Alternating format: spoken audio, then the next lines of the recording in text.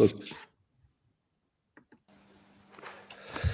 Bonjour à toutes et à tous et bienvenue dans ce nouvel épisode du Digital Download. Oops. Good afternoon, good morning, and good day, wherever you may be joining us from. Welcome to another edition of the Digital Download, the longest running weekly business talk show on LinkedIn Live. Now globally syndicated on TuneIn Radio through IBGR, the world's #1 business talk, news, and strategy radio network. Today we are challenging the endless debate about the best way to contact a prospect. Sales and marketing teams invest countless hours and resources searching for the perfect outreach act, but their messages are still being ignored. For this special panelist discussion, I'm joined by my co-hosts, Tracy Borreson, Adam Gray, and Tim Hughes to discuss a fundamental truth. The method is irrelevant if the trust isn't there. But before we begin, let's go around the set and introduce everyone. While we're doing this, why don't you in the audience reach out to a friend, ping them, and have them join us? We strive to make the digital download an interactive experience, and audience participation is highly encouraged. Tracy, you want to kick us off, please? I would love to. So first of all, you guys hear me okay? Yes, we do. Because my screen is doing like something crazy, but that's fine. I'm Tracy Borreson, founder of TLB Coaching and Events, a proud partner of DLA Ignite. And I am coming to you from Canada very early here in the morning, but enjoying my morning so far. And I have no doubt that this is going to be another amazing conversation. At least I have all of the things to say about it. I'm sure you have. Yeah, I'm sure you have. Tim. Yes, thank you. Welcome. And my name is Tim Hughes. I'm the CEO and co-founder of DLA Ignite.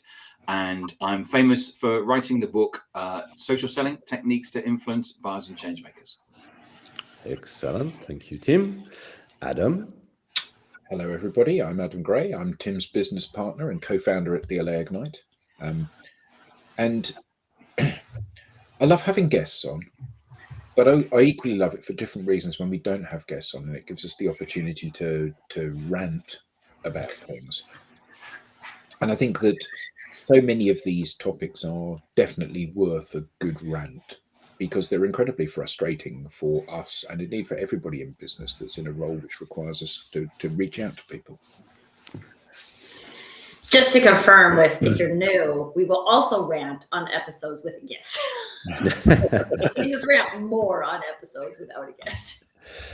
Absolutely, and we have some absolutely cracking guests lined up for our next few episodes. So, but anyway, it's an opportunity today to share a few thoughts, and I'm going to start, as always, with a foundational question for you. Okay, so here we go. Why is the debate about outreach methods, whether we're talking emails, social, or calls, are a complete distraction? Who wants to take that? Pick me. Tracy, let's go for it. Oh, okay. So can we just keep it simple and say there's no one right thing? If there was one magic outreach method that worked for all people in all scenarios, there would only be one outreach method and everyone would be using it successfully. And everybody's life, I guess, theoretically would be very easy because we wouldn't have to explore. We wouldn't have to look at our brand personalities. We wouldn't have to look at our competition. We wouldn't have to look at anything. There would just be one magic method that works for everyone. And I think, first of all, when we say it that way, I think most people would be like, yeah, that's not a thing. There's no one magic outreach method, except when we are approaching the conversation like this, it's like we're looking for the one magic outreach method. This is now what our A/B testing is all about and all of those different things. So we might believe one thing logically, our behavior does something else, and then we get caught up in this weird funnel failure because we're actually chasing the wrong thing. We're chasing the perfect thing. The key thing is that we're chasing the wrong thing. So we've got a racing car, and we're trying different setups and tires on the racing car, but Tim's forgotten to put an engine in it. So clearly, actually, it's not having much effect on the lap times of the vehicle. And I think that Bertrand's question about whether email or social or phone is the best. All of these things can work, but normally don't. And the reason they don't is that, and we often use cold as a word attached to telephone, cold calling. The issue is not calling, the issue is cold. And so it's like when you look into your inbox and you see, hi, just circling back round to ask you whether or not you'd had a chance to read my hi, just bouncing this back to, these set scripts. Half a dozen different companies will each have half a dozen different salespeople in half a dozen different companies sending you exactly the same message for a disparate range of products, because these are set scripts that are deemed to be best practice or whatever. And the reality is, and we joke about this, but the reality is that why would I even give you the time of reading your email if I've no idea who the hell you are? And I think this plays into something that's really important in terms of like the order of operations. Yeah. Because I think when it comes to marketing, there's a lot of out in the world about different things that are doable. And yes, these are all things that are doable. But if you are doing them in a weird order of operations, it doesn't mean they're just going to work because they're a thing to do. You have to do them in the right order, which plays into what you were saying there, Adam, about it being cold or people not having a reason. You have not given me a reason to open your email, so why would I? Yeah, and I think that you talk about brand, but I don't care about your brand. And the reason I don't care about your brand is I've no idea who you are. And I think it was Tim who originally put me onto this, a W*NKER Onomics profile on Instagram, where it's people that work in a pretend agency talking about brand. And they said, the one that I saw most recently said, the customer is central to everything we do. And they said, basically, you need to write this into your mission statement because this is what everybody wants to hear.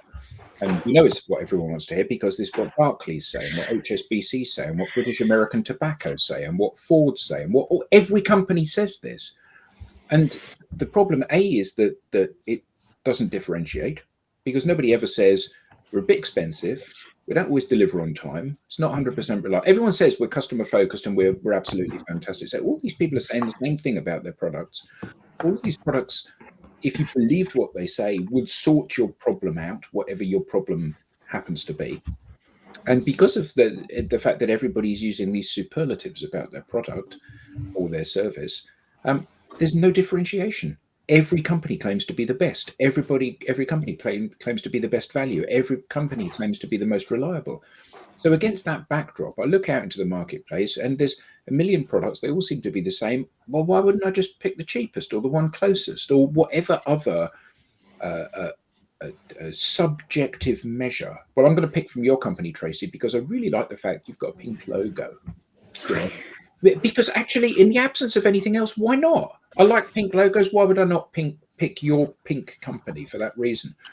And I think that the part of the challenge is that until we have built some sort of relationship with the person that we want to have a conversation with, there's A, no reason for them to listen to what we say, and B, no reason to believe what we say, even if they do happen to listen to it. So starting from that standpoint, like you said, it's the order of operations. You've got to decide you've got to create someone who's listening to your conversation first, because without that, there is no point in trying to have a conversation. I'd like, and I think too, it's sorry. Go ahead. I first of all, we had our first punchline. The problem is not call, email, or social. The problem is cold. And I'd like to understand how you can actually start building, to your point, Adam, building a relationship with someone you don't know. Well, I think the key thing there is the issue there is don't know. So in the old days, you would go to an event or a lunch or a breakfast or a chamber of commerce or a round table type thing, and you would meet a whole bunch of people and you'd say, "Hi, Bertrand, I'm Adam. Tell me a little bit about what you do. That's interesting. I'll tell you a little bit about what I do."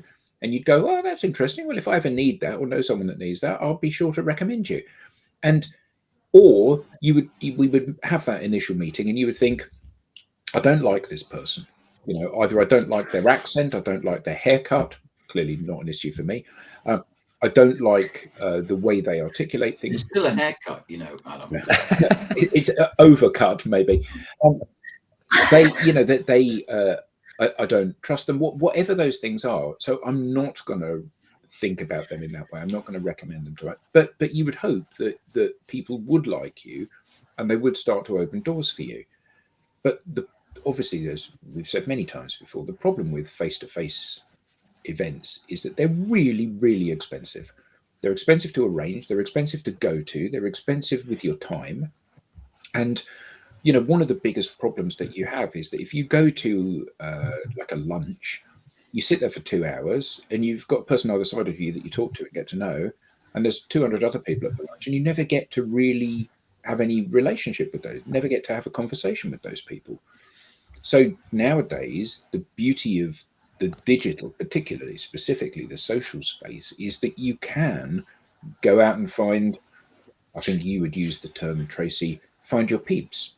You know, you can go and find those people that are part of your tribe, people that say, you know, I love the fact that you're into baking bread or travel or you know, whatever those things, Lego, you know, those things that you're into where you go, oh, even either that's a passion that I share or that's not a passion that I share, but I nonetheless find it quite interesting.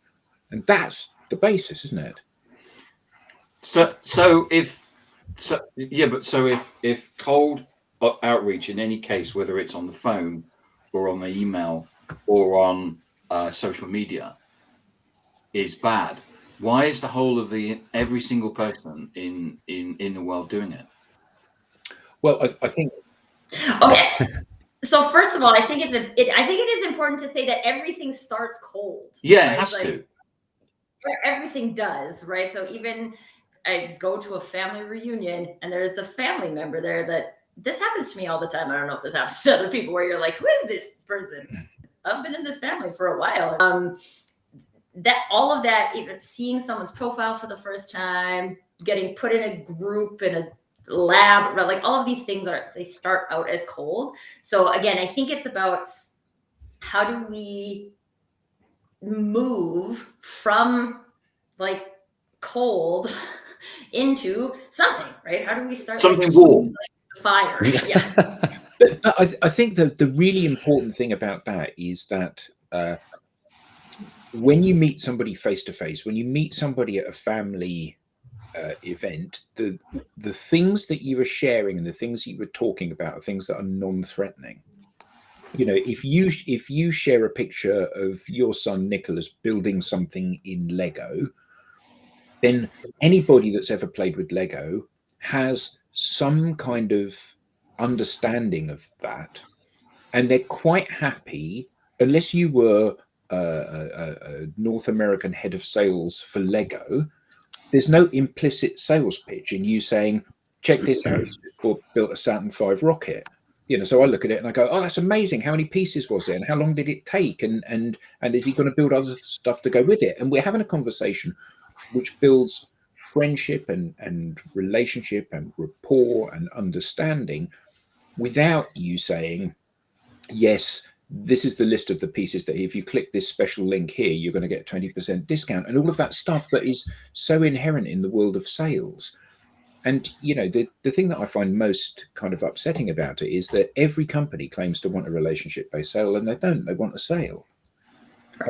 And if you haven't got the relationship there, it's always going to be, I don't know, it seems very intrusive, doesn't it, to pounce on somebody and say, I've identified you as a likely prospect, let me explain what I do.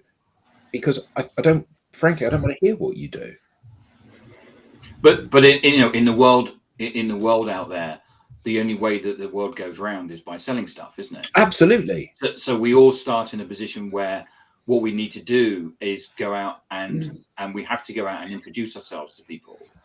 Well, I think you make an important distinction there, Tim. We can go out and we can introduce ourselves to people, or we can go out and we can sell stuff to people. Yeah. And I think when we come at it from that second perspective is when we get into trouble, because then we're trying to turn everybody into a sale instead of going out and introducing ourselves to people, learning enough to see if it's worth getting into a conversation about something that's business related. I think when you look at like cold marketing, I think almost everyone would put that into that category, right? I'm sending you a social media connection or message or email that just says like, hey, did you see what I'm selling? Hey, did you see what I'm selling? Hey, did you see what I'm selling? And you're like, whoa, I don't even know if you like Lego yet. It's too soon. Yeah. So how have we got ourselves into this situation then, Tracy? Because I had somebody that I hadn't spoken to for a long time connect to, send me a message on LinkedIn, and we had a call, and I said, what are you up to? And it just flipped into a sales page. I mean, I think a lot of it comes from personal fear, to be honest with you, if you want to get deep in philosophizing about things. Yes. Is that when I am selling something, whether I'm a salesperson or a marketer who's representing a business, or I am a solopreneur trying to sell my own things, if I think I don't have access to sales, then I'm going to approach every connection opportunity as a potential sale, because I'm afraid that if it's not a sale, then I'm not going to make money today. And I think this is where, like, if you extrapolate how companies like Apple and things do sales, right? Like, Apple isn't in my face on the daily being like, you need to have an Apple and it's better than a Samsung because blah, blah, blah, blah, blah. And you should call me today. No, they're like, we're Apple. Here's what we do here. Here's what we have. If you like it, like, let's talk about it. And I think this is interesting too for me from a marketing point of view, because what I always tell people is marketing is about showing people what you have. And you can do that with a storefront, or you can do it with a social media profile. At the end of the day, this is about, if people don't know what you're selling, they can't buy it. So yes, we have to be able to do that. But at the same time, when you think about, I always think about it like farmer's market, right? Farmer's market, everyone has their like booths set up, and everybody's walking along and they're attracted to specific booths. I particularly like artisan things and donuts. So if you are creating something unique from an art point of view, or you have any kind of donut, then I will come and look at your booth. If you have vegetables, maybe if I need groceries, I'll look at it. But like, again, like, I think these are things, we've all had that experience, right? We all know we're attracted to things, we're not attracted to things. The storefront, we don't sell anything unless people can walk by and see that we're like, hey, here's what it is that we're doing here. But that's different than me being out being like, come on, person, come and buy my honey because you need honey, and here's all the health benefits of honey. Like, this is not how you sell stuff at a farmer's market. It's also not how you sell stuff on the internet with email or on social media or any of those other things. And so it's about showing enough. Yes, you have to show it, because you never know who could need your help as well. My most recent client was a friend of mine from university. Right? Like, I don't decide that. That person was like, oh, now I happen to need what you're doing. So can I please get that? And I'm like, yes, you can. Because you know what I'm doing. But I didn't spend 20 years since university trying to convince you that you need to buy authentic marketing. It's a different thing. And so I think it's important for people to look at, like, how am I approaching this? Like, every single person I connect with has to buy something.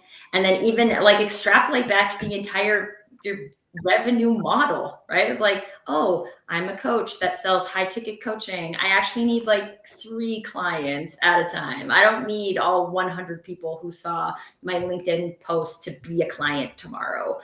And when we start to look at some of those things, it allows us, I mean, it takes a practice to get out of the fear. But then it allows us to be like, okay, well, if I actually really am just looking to meaningfully connect with like maybe 10 people, so then I can maybe have 5 conversations, so I can maybe get 1 client. Now, all of a sudden, I have put less pressure on myself to like turn every single contact and interaction into something that's going to be a transaction.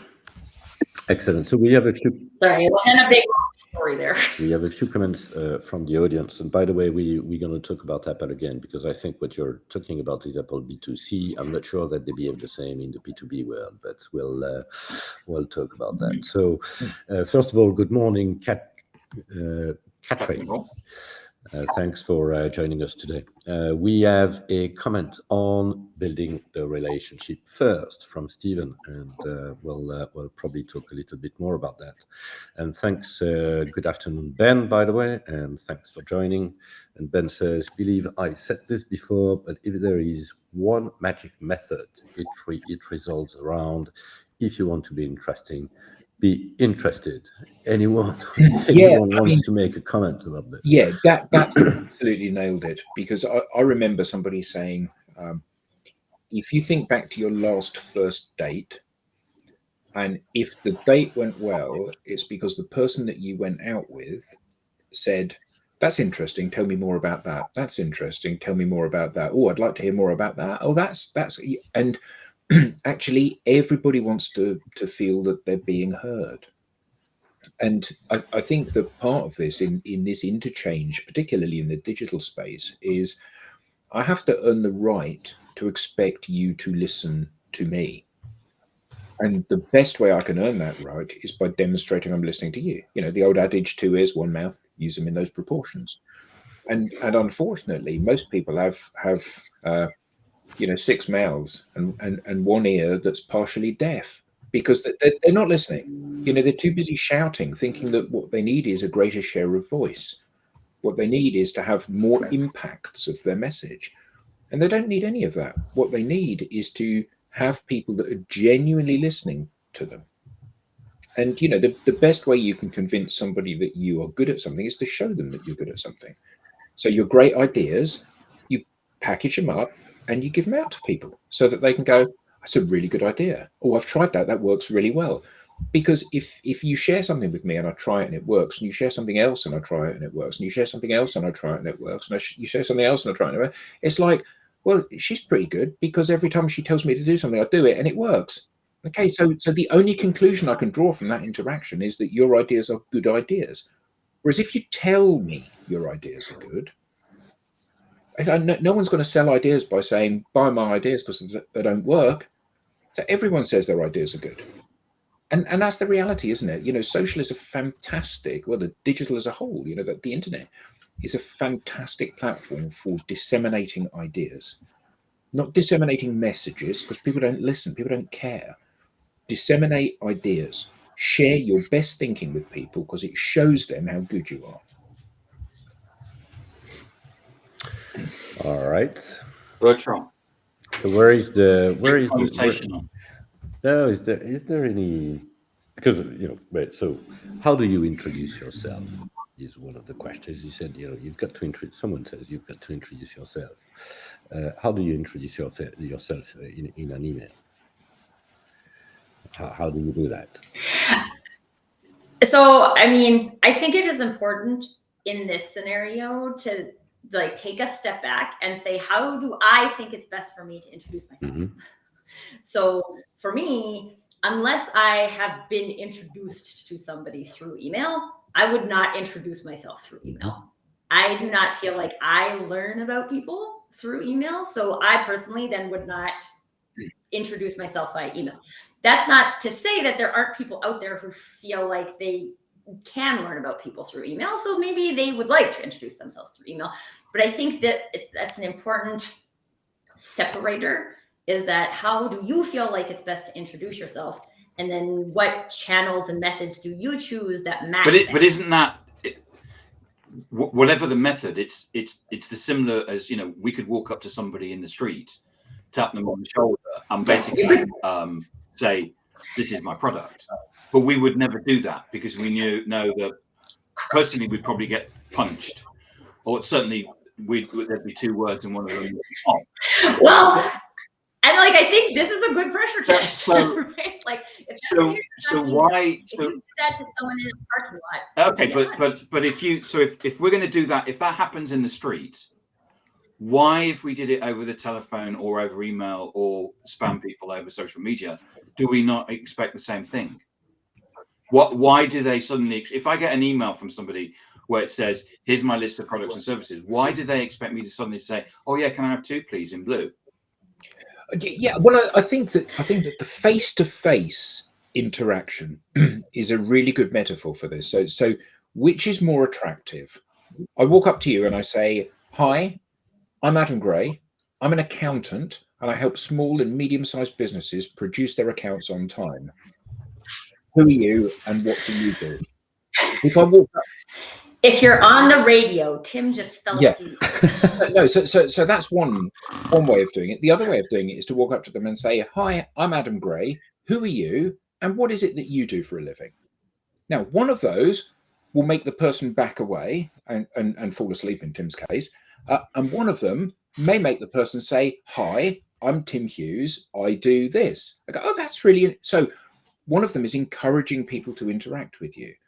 Now, I think that the problem with email is that the first outreach via email is never going to be a, "Hi, Tracy, why don't you tell me what you do?" Because actually that's a vacuous and pointless message to send somebody. And the telephone is too, but on social actually it isn't. So we can very closely mirror the behavior that we might have in a face-to-face environment. And I think that's really crucial. Yes. And I think the other thing with email is that there's a relentless desire to scale things. So, you know, I walk into a crowded bar and I whistle at the top of my lungs and I go, "Hi, everybody, who wants a date?" And not surprisingly, I don't get many takers. However, if you see somebody across a bar and you walk up to them and you engage them in a conversation and you're interested in them, and then you say, "I'd like to take you out for dinner," that's an entirely different outcome that you're likely to get from that. So Adam, if you walk into a bar and say, "Hey, everybody, who wants a date, you bunch of idiots," isn't that hyper-personalized? That is hyper-personalized. And in fact, I can be better than that. I can say, "Okay, which of you blondes wants a date? Which of you brunettes wants a date? Which of you redheads wants a date?" And actually, the fact is that we laugh about it because that's like hideously unattractive, and we can't imagine that would ever be a successful way to get a date. And then but it is hyper-personalized marketing. Yeah, and yet we go on to, so anybody who's under 50 but over 40 and blonde, it's like, yeah, it's like so unattractive way to behave. And yet we go into the digital marketing world and we go, this is what the world needs. And it isn't. It never has been, and it never is. Adam, don't forget to ask them about their household income. I would only like to work with people who have a household income of this. Yeah, exactly. Yeah, I only want to date people with a household income of. So if we, I'll only date these. Okay. Get so your as you keys said, out. as you said, Adam and all of you, you know, this doesn't work. So how if you were looking at a change, so changing your behavior, because you know, looking at it from the way you look at it, it's obvious that it needs to change. So, you know, how would you proceed? What would be the practical steps to move away from the current practice? I think that we know that in the old days, we used to behave a particular way. We would go to events, we would meet people, we would be introduced to people, we would listen to people, and then we would develop a conversation on that. And I think that the irony of this is that the internet, and specifically social, gives us such a massive opportunity to do this at scale. And yet the very thing that we can scale, we choose not to. What we choose to scale is saying, well, I've got a global audience of 6 billion people. And what I'm looking for is this hyper-targeted persona, because my offer to this persona will be really interesting. Because we believe that if the last person that bought our product or service was a 37-year-old blonde with a household income of more than $100,000 a year, who lived in whatever city. Okay, so I'm looking for people who mirror that person because that person was happy. But actually what we're forgetting is that people buy people. Why am I going to believe what you say? Because I like you. Why am I going to listen to what you say? Because I like you and I trust you. These are the fundamental tenets of any complex business interaction with people. And I think that what we're doing is we're looking to scale the wrong things in the name of efficiency. We're looking to say, well, I've got a global audience of 100 million people now. That's fantastic, because I'm only looking for 5% of them to be buyers. Well, actually, we're putting the shoe on the wrong foot. We should be looking at the situation and saying, how can I forge a relationship with people who are likely to buy my product? And how do I know that I'm going to be able to give my product a fair hearing in front of those people? Sending them a brochure isn't going to work, because if you give someone a brochure, they believe they have all of the information they need to make a decision, because they've collected 20 brochures from 20 companies, and they end up buying the brochure from the company with the pink logo or whatever. So actually, I need to try to control the sale. And the only way I can do that is by talking to you. And the only way I can talk to you is by building some sort of rapport. And the only way I can build some sort of rapport is by talking to you as a person, not as a persona. And I think that when companies crack this, Tim and I had dinner the other day, as did you, Tracy, interestingly. We had dinner. It's great to see you, Tracy, by the way. It was lovely. It was really It's great to see you all too. Yeah. We had dinner with somebody who shall remain nameless, but he has got 5 times as much pipeline as anybody else in his team, and in a large enterprise, he has more first meetings with ICP customers than anybody else in all of EMEA. And he's done this by exactly doing what we're talking about here, by treating digital as if it were a coffee shop where he can go and chat to people and see where those conversations go. And what he knows is that if this person that's an ideal target for him is not in market today, it actually doesn't matter, because he'll be in market next week. And all he needs to do is to keep that person engaged and interested in him until such point as that person is ready to buy. So not only has he cured his pipeline problems today, he's cured his pipeline problems way, way into the future. Well, and I think it's interesting, because when you look at use cases like that, there is I call it way of being that goes with that person, right? That person has a deep belief in the value of community and connection and all those different things. Their sales process mirrors that. When we talk about the trap that people fall into with the scaling, is that it is actually, and society has made it, technology has made it much easier to scale something that doesn't work than to change your own behavior.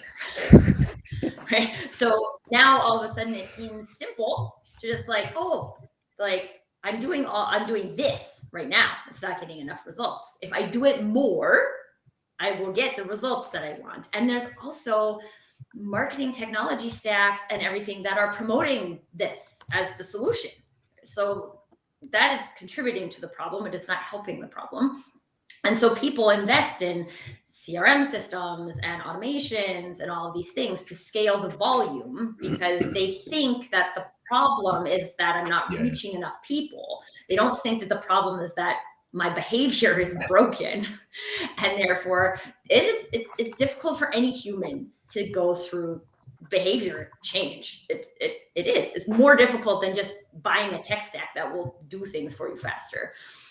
But when we actually, one of the things I love to look at is for a lot of people who are going out and doing these automated volume activities, those activities don't actually match their natural way of being. And if you're a person like our joint friend who is very into community and wants to build those relationships, and you have this stack over here that is just automating stuff to the point where you don't touch anybody, like that actually doesn't align with you at all either. So while the market might be selling you that, it's also important to step back and be like, is that what I would do? Or would I love the micro influencer strategy, right? So like, I'm going to have a relationship with one person, and I'm going to have that one person be like, you got to meet Tracy. And now in my network, I have like a handful of these people, and I can fill my entire calendar without even trying, because those people are like, oh my God, I'm talking to that person. They need to talk to Tracy. And I remember having this conversation with some friends once, and there was like 3 of them at an event that I was not at. And they were all talking to each other and being like, do you know Tracy? And I'm like, that's the micro influencer model, right? I build enough of a relationship with one person so they want to talk to me about other people. They want to share my case study. They want to share my LinkedIn show. They want to do that because I put in the effort of building that relationship. But that's a very human thing.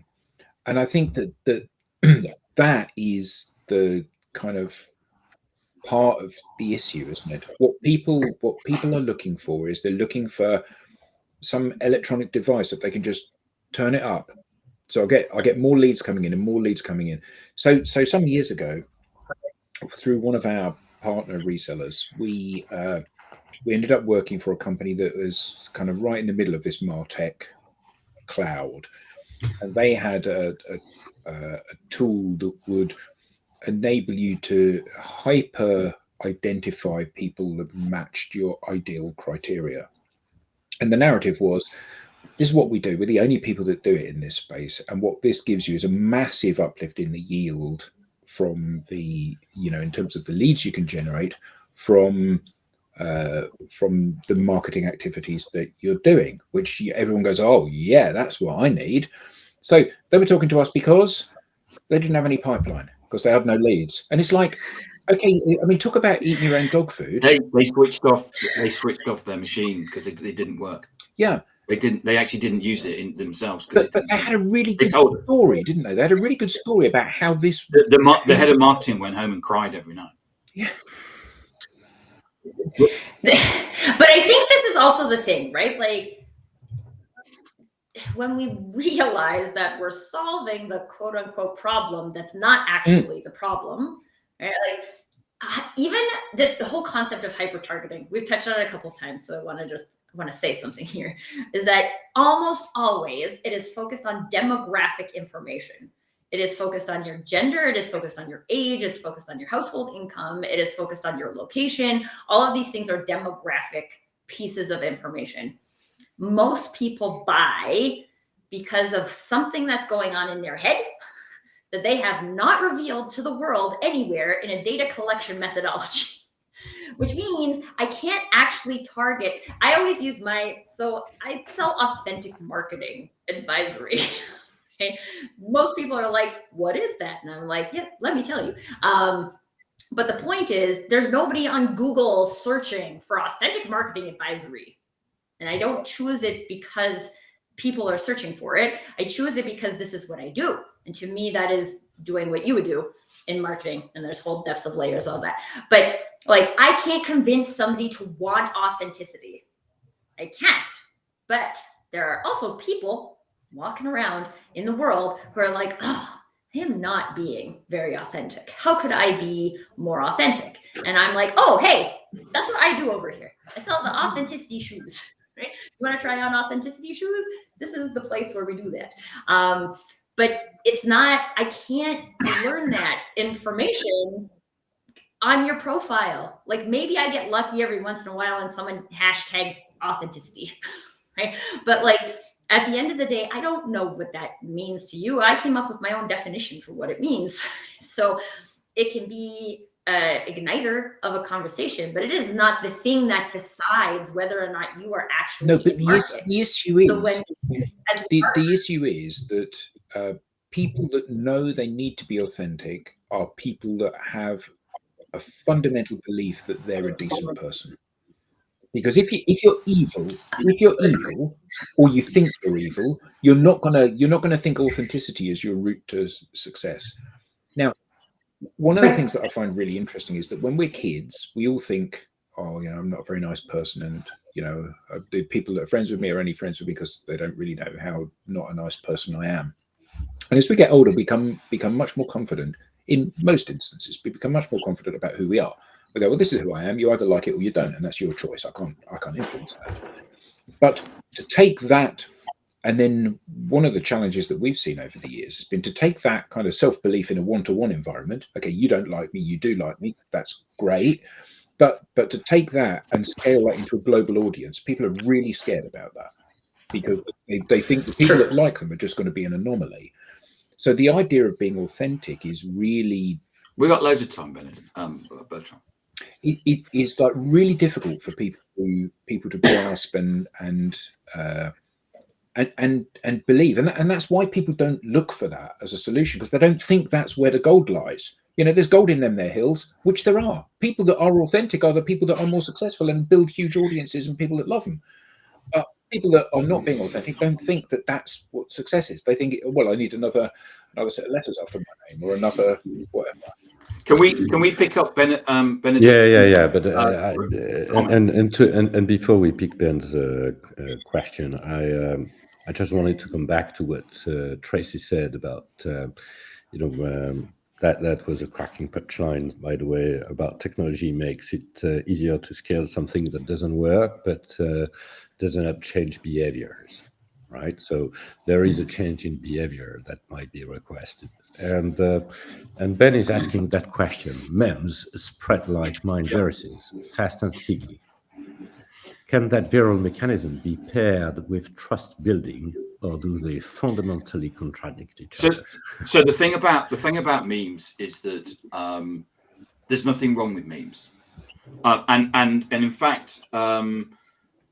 Tom Miner basically picks this up on in his recent book on being social first, and he talks about organizations, and there are individuals that have built a platform based on memes. So, for example, it will be a photo of this is my face when my sales manager asks. It's the beginning of the quarter, and the sales manager asks me for my forecast, and I know an individual that's built 1 million followers based on that.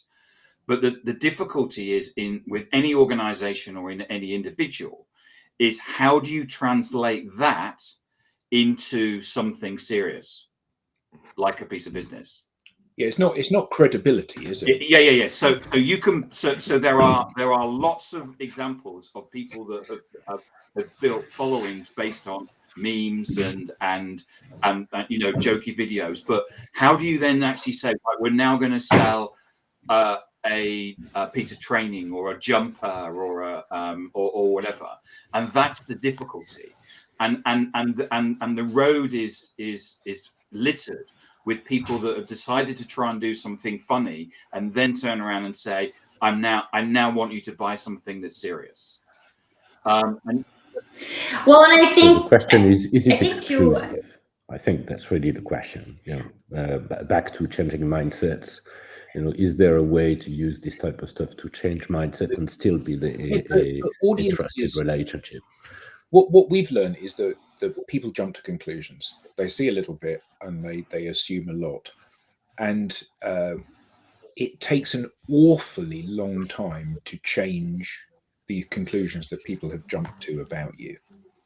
So, we think about, I don't know, Donald Trump, and, you're fired from The Apprentice or whatever, which he hasn't done for however many years since he's done the show. And that's still something that he's tarred with. And so often, people get this thing entrenched in their mind. So if you are the guy that does memes, that's great. And, you get loads of interaction on those memes, but that's probably means that you're not the guy to come and install a £50 million ERP system in my business. Now, there will be occasions when that's the door opener and people are able to convert that into business. But fundamentally, when I look at you, do I see somebody who's credible and expert, or do I see someone that's a good laugh? And a good laugh is nice for a few drinks in a bar. A good laugh is not nice for me to risk my entire career on in commissioning a massive project. I think too, for me, like, it comes down to the fact that memes are consumed as entertainment. Yeah. And they're not consumed as trust building. And so that's just, it's two different things.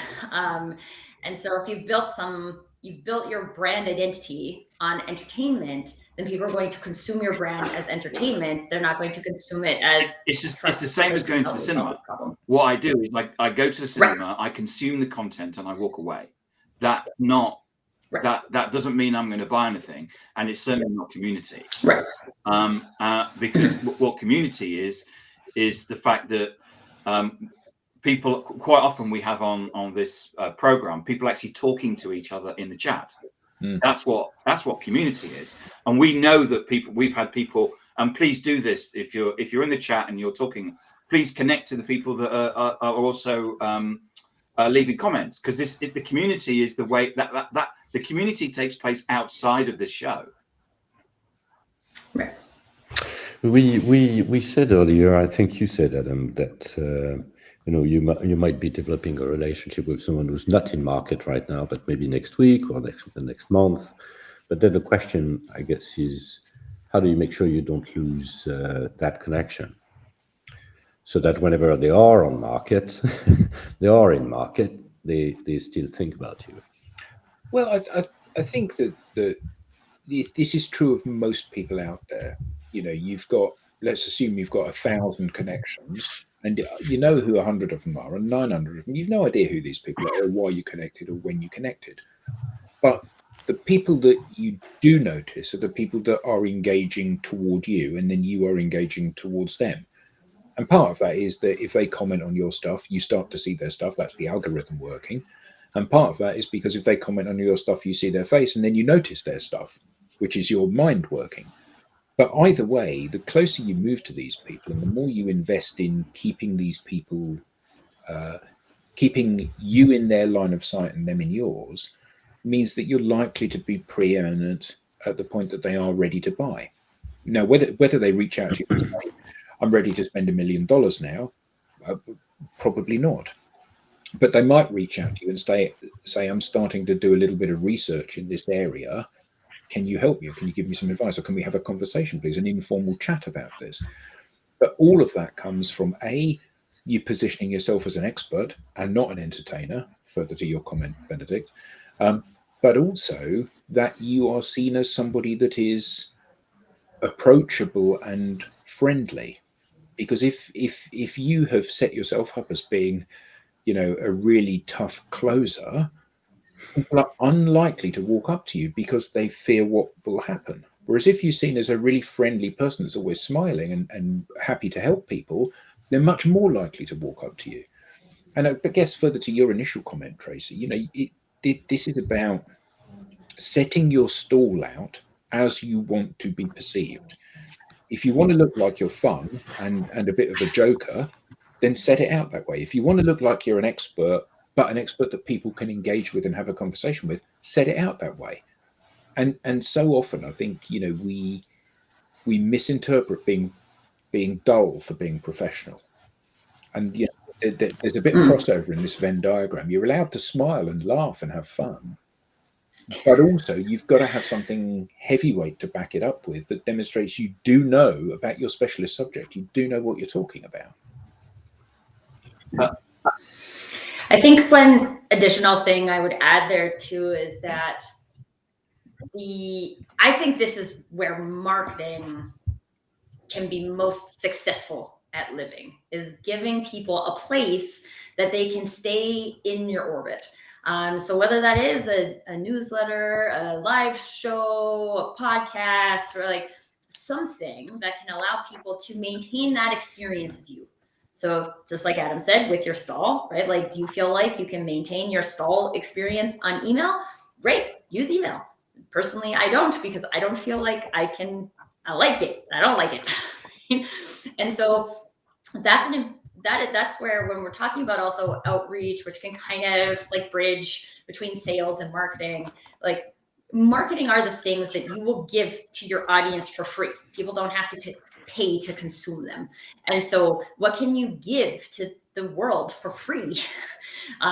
You could give them a flyer, you could give them a brochure, or you could give them something that actually creates a brand experience of yours, which is going to keep them in the orbit much more effectively than if I can't, as one person, keep all of the people I've ever met in my orbit by having one-on-one conversations with them. You can't do that. It's not scalable. It's not desirable for either party. So like, what can I do that can allow us to stay in conversation, keep that door open? That is easy for me and scalable. And one last thing I would say on that too is that there's people we want in our orbits, and there's people that we don't. You'll meet people and you'll be like, okay, I've met 150 people and I have to keep all these 150 people, kind of back to that fear mindset. And no, if you've met 150 people, not all of those 150 people are people who are going to be beneficial to be in your brand community. So I think it's also important to practice that, practice accepting that not everyone we meet is who's supposed to be with us on this brand. Adam and I went to a conference yesterday. We went to the Snowflake conference. Other AI databases are available. And it was really interesting because as we went around the conference, we realized that every single person that was exhibiting was saying exactly the same. So the only way that people could actually get people to come on their stand would be to have something entertaining, like a basketball game or a Scare Electric or something like that. And so you kind of wandered around, and it was a bit like a carousel with all these things sort of like running past. And you knew that as soon as you stepped on, there would be some salesperson with a sweaty hand that would be wanting to talk to you and scan your badge. Anyway, Adam and I went to one of the sessions, and it was about AI in retail and CPG. And the two presenters there had their screen up, nice smiley faces, and they then had QR codes. And they said to us before they started the presentation, whatever we say today, we would really like to carry the conversation on with you after this. Please scan the QR codes and connect to us on LinkedIn. Now, we need to there's a debate about whether their LinkedIn profiles would be any use, because our assumption would be if they're an expert at the conference, that there would be an expert and show that on LinkedIn. But the fact of the matter is that they made a jump, and the jump was, here we were in a highly branded environment that probably cost multiple millions of pounds or dollars. And what they did is that they made the jump and said, hey, actually, we'd like to have a relationship with you. Would you like to talk to us? And there was a number of people that put up phones and actually did that. And they probably got more from that than from the badge scanning. Which drives. Sorry, Bertrand. No. Go ahead. But I was just thinking that was interesting to actually capture the audience and engage into. Yeah. And we moved from. I mean, Adam said it before, that there's a tipping point in the buying process where we move from consuming brand, because that's generally what we see, and I'm talking about business to business. And we move from brand, and we move to consuming a personal content. Because what we do, if I'm going to buy from Snowflake, I don't know anybody at Snowflake. Well, I actually found that I did, because somebody bumped into me and said, "Hey Tim, I've not seen you for ages." But normally you go, I want to buy something from SAP. I don't know anybody from SAP. What do I do? And then you find somebody, and then you latch onto that person, and you build a relationship. And there's that tipping point. Nobody else is talking about this out in the marketplace, by the way, of where we move from brand content to personal content. And those people have picked up on that, and it was really interesting to watch, wasn't it, Adam? It was fascinating, yeah. And I think that also they were very aware that the kind of the corporate outreach, and the guy said, people don't, sorry for anyone in advertising, people don't engage with any adverts anymore. He said TV advertising is dead. We all avoid that as much as we possibly can. Now it's all about influencers.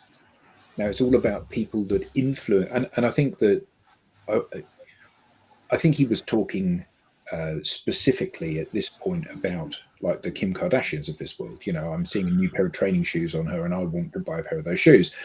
But I think it's equally true for what you said, Tracy, about being a micro influencer, you know, where I know you because Tim raves about you, and therefore I'm likely to trust what it is that you say. And actually, this is the opportunity for us all, isn't it? To go out there and create those fans around us who go and knock on doors on our behalf and say to people, I know just the person that you need to speak to about that.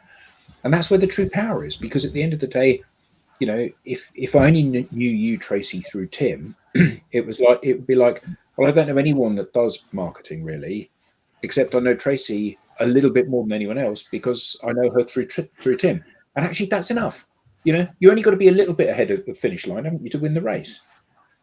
Bertrand. Well, Tim, thank you so much, because this is now the time, right, to say what? Guess what?